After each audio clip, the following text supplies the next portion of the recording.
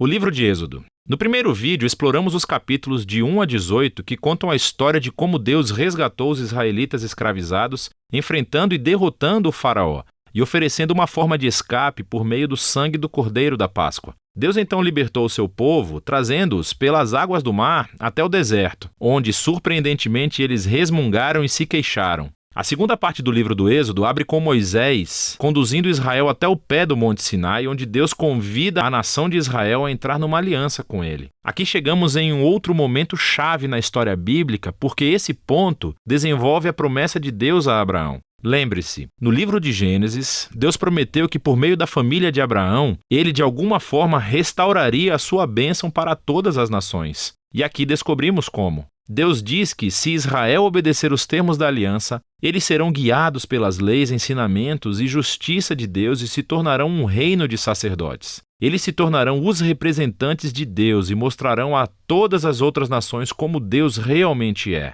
O povo de Israel aceitou a oferta avidamente. A presença de Deus aparece no topo do Monte Sinai na forma de nuvens, relâmpagos e trovões. Moisés sobe ao monte como representante do povo e Deus apresenta os termos básicos da aliança, os famosos 10 mandamentos. São os termos básicos do acordo do relacionamento entre os israelitas e Deus. Depois disso, vem outra coleção de mandamentos que desenvolve os primeiros 10 em mais detalhes. A lei sobre o louvor de Israel, sobre a justiça social, sobre como devem viver juntos, tudo moldando Israel em uma nação de justiça e generosidade diferente das outras nações. Moisés escreve todas essas leis e as traz para o povo que, mais uma vez, avidamente aceita fazer essa aliança com Deus. Uma vez feita a aliança, Deus toma mais um passo e avança o relacionamento. Ele diz a Moisés que quer que a sua presença sagrada, divina e bondosa viva no meio de Israel, o que desenvolve outro aspecto das promessas da aliança de Deus. Lembre-se, depois da rebelião da humanidade no jardim, o homem perdeu o acesso à presença direta de Deus.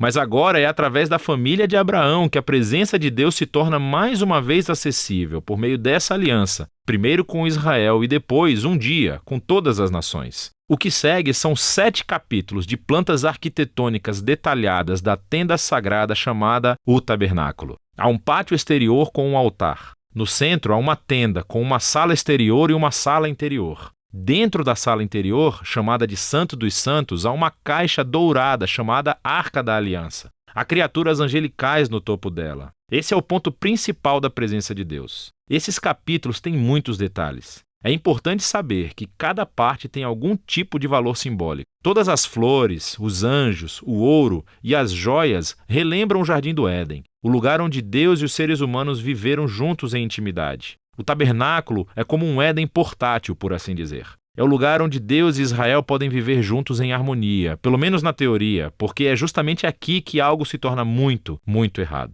Israel quebra a aliança. Enquanto Moisés está no topo da montanha recebendo a planta para o tabernáculo, lá embaixo no acampamento os israelitas estão perdendo a paciência. Eles pedem ao irmão de Moisés, Arão, que faça um ídolo no formato de um bezerro dourado para que eles possam adorá-lo como o Deus que os salvou da escravidão no Egito. A presença de Deus está ali, no topo da montanha. Eles podem vê-lo, mas estão lá embaixo, violando os 2 primeiros mandamentos da aliança, com a qual acabaram de concordar. Não há outros deuses e não teremos outros ídolos. O que acontece depois é muito importante. Deus sabe o que está acontecendo lá embaixo. Primeiro, ele compartilha sua própria raiva e dor com Moisés. Ele diz a Moisés o que quer fazer, simplesmente destruir Israel. Mas Moisés intercede, apelando para o caráter de Deus. Ele diz, em primeiro lugar, destruir Israel seria quebrar as suas promessas de aliança com Abraão. Então Moisés apela para a reputação de Deus entre as nações. O que eles irão pensar se virem o Senhor destruir o seu próprio povo?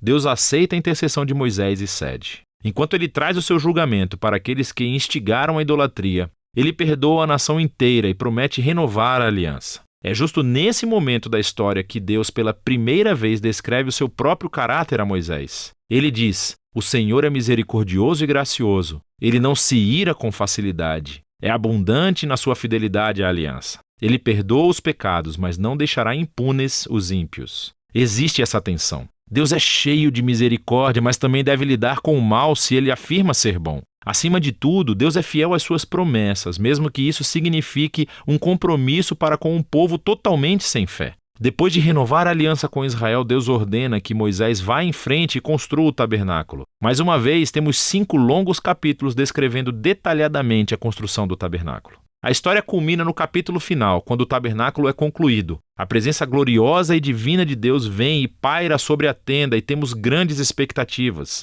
Moisés quase entra na tenda, mas no final não entra. Na verdade, ele não tem autorização para entrar. E o livro termina assim. É bem surpreendente, mas nem tanto se você pensar um pouco. Dá para ver o quanto os pecados de Israel danificaram o relacionamento com Deus de mais formas do que entendemos. Lembre-se, o livro começa com a maldade do faraó ameaçando Israel e ameaçando as promessas de aliança com Deus. Mas agora, no final do livro, Israel tornou-se o seu próprio inimigo. São os seus próprios pecados que ameaçam o futuro dessa aliança. Então, a questão apresentada no final do livro é: como Deus vai reconciliar o conflito entre a santidade e a bondade da sua presença com a corrupção pecaminosa do seu próprio povo? A solução para esse problema está no próximo livro. E esse foi o livro de Êxodo.